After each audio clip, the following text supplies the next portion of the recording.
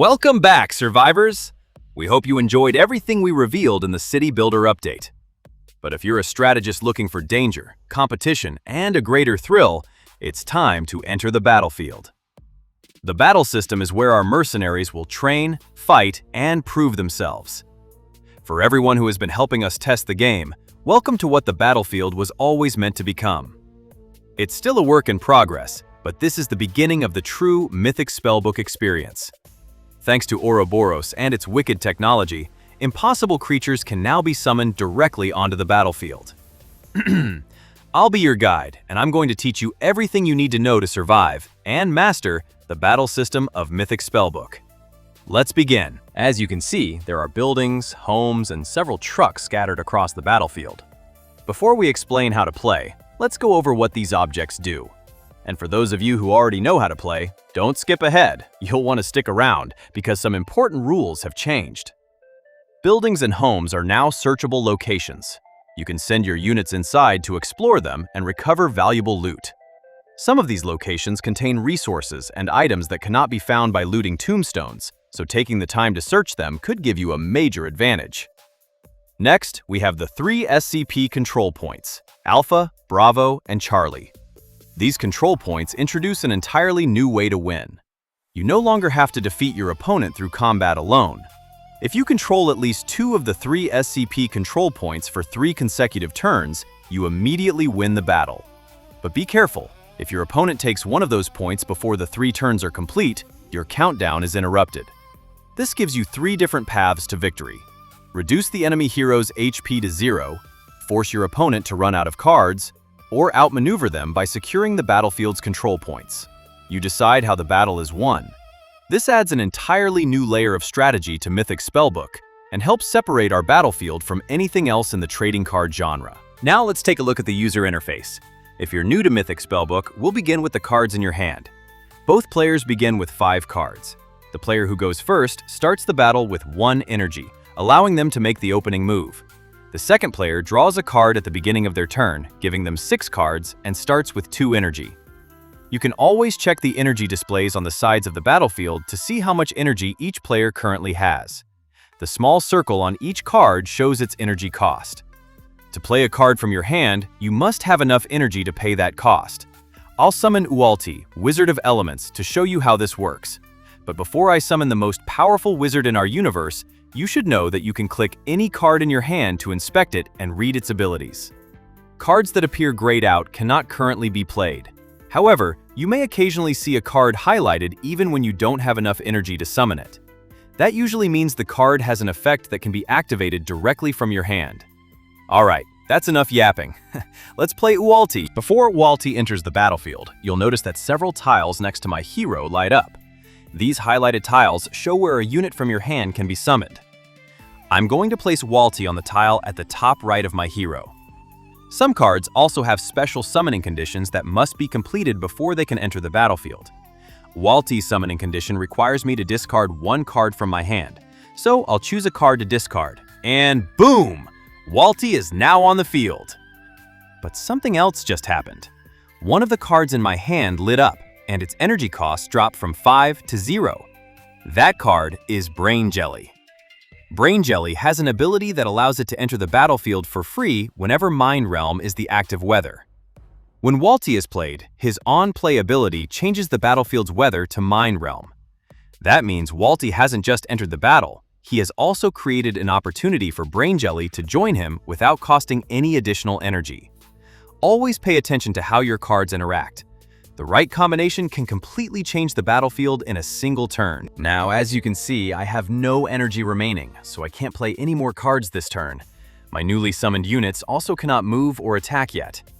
Unless a unit has a passive ability that specifically allows it to act on the turn it is played, it must wait until its controller's next turn before it can move or attack.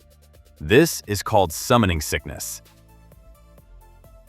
We'll explain movement and attacking shortly. But before we end the turn, let's take a moment to go over the rest of the user interface. On the left side of the screen, you can see your opponent's deck, graveyard, realm deck, and vanish zone. First is their main deck. This counter shows how many cards they have remaining. Players currently enter battle with a 40-card deck, but that limit will increase to 50 cards in our next update.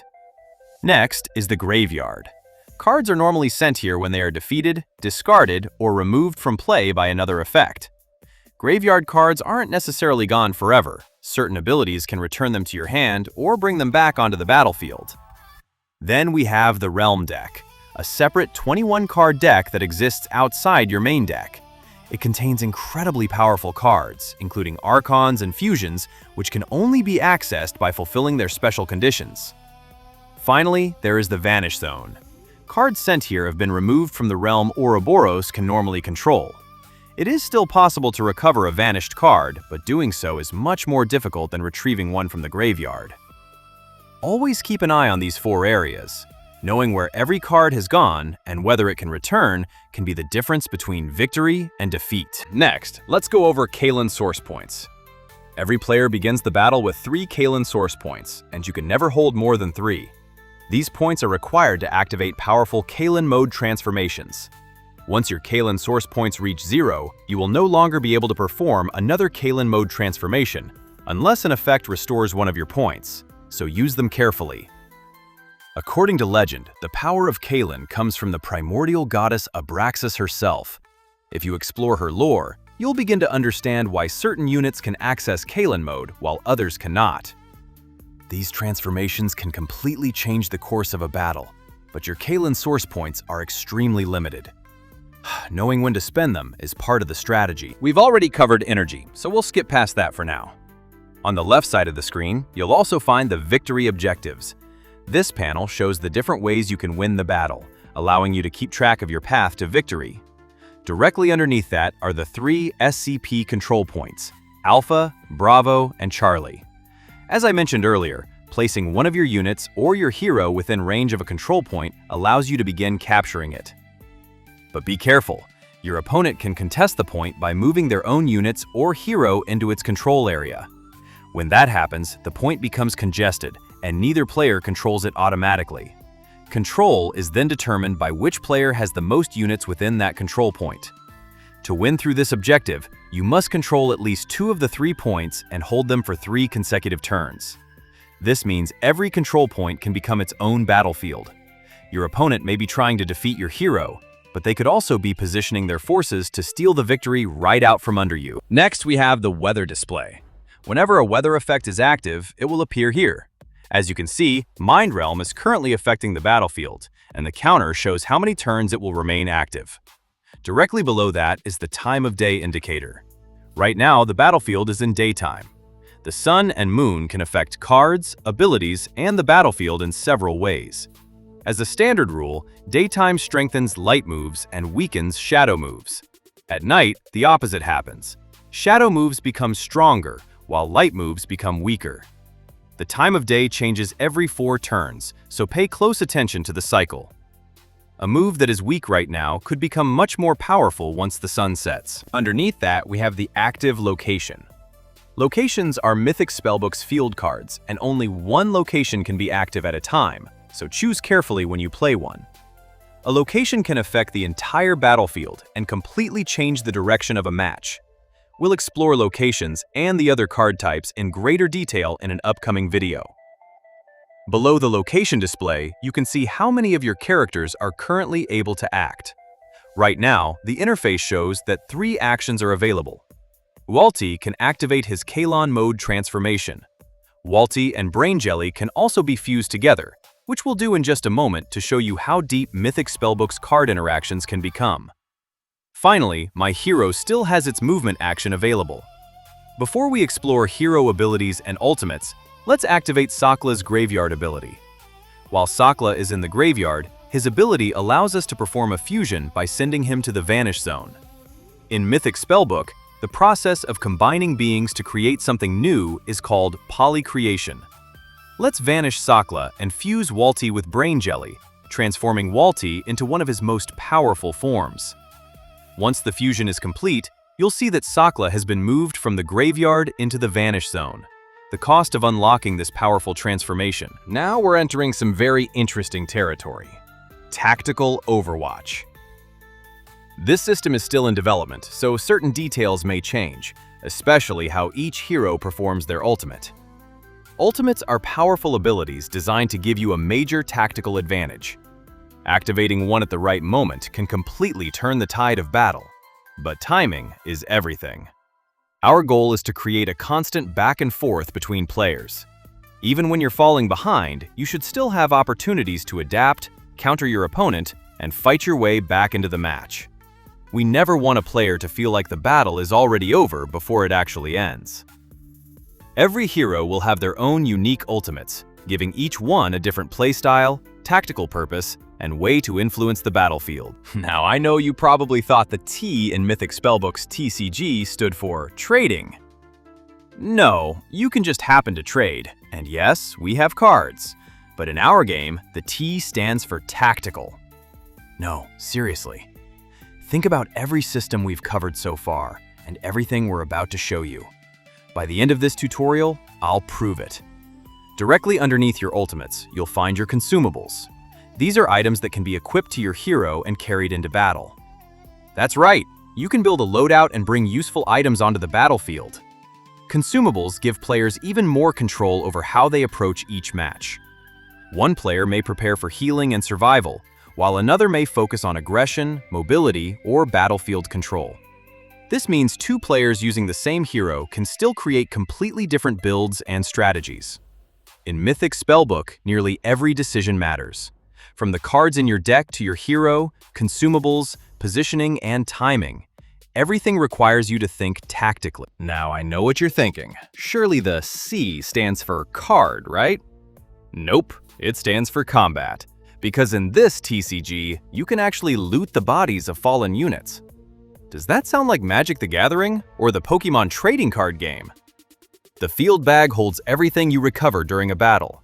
You can loot fallen allies, defeated enemies, and, as we mentioned earlier, abandoned buildings scattered across the battlefield. The loot you find is randomized, so searching the battlefield can reward you with unexpected resources and items. But remember, what you can carry is limited by the space in your field bag, so you'll need to decide what is worth taking. That's why we call Mythic Spellbook a tactical combat game. Now, let's finish covering the interface, and then we'll move on to the actual combat. On the right side of the screen, you'll find your own card zones. These work exactly like your opponent's zones, so nothing changes there. You'll also see your Kalon source points and current energy. Below those is the record button. This allows you to capture the previous 60 seconds of gameplay and share the clip directly to our in-game social platform, Emergency Broadcast. Next to it is the battle log, where you can review everything that has happened during the match. If you missed an effect or want to understand why something occurred, this is where you'll find the answer. Below that is the tunnel counter. Tunneling is a mechanic that allows you to place units underground for less than their normal summoning cost. There's much more to this system, but we'll cover it in a future video. You'll also find the turn counter, match timer, concede button, settings, and, of course, the end turn button. Most of these features are fairly self-explanatory, so I won't keep you here for too long. We're almost finished with the interface. Now, let's move on to attacking. When you open the Details or Attack menu, you'll find nearly everything you need to understand your unit or hero. This includes their stats, level, element, faction, available actions, traits, nature, and the bond they share with you. You can also view their active effects, personality, abilities, and whether they can perform a Kalon transformation or summon an Archon. There is a lot of depth here, anon for these systems to eventually receive their own dedicated videos. You'll also find the character's movement options and attacks. Right now, the attacks are grayed out. Why? Because this character cannot attack without enough energy. Every move has an energy cost, so you must decide whether to spend your energy playing cards or save it for movement and attacks. Before choosing a move, always read its description carefully. Check what the move does, how much damage it deals, how much energy it costs, and the distance it can reach. We have an entire guide coming that will focus exclusively on moves.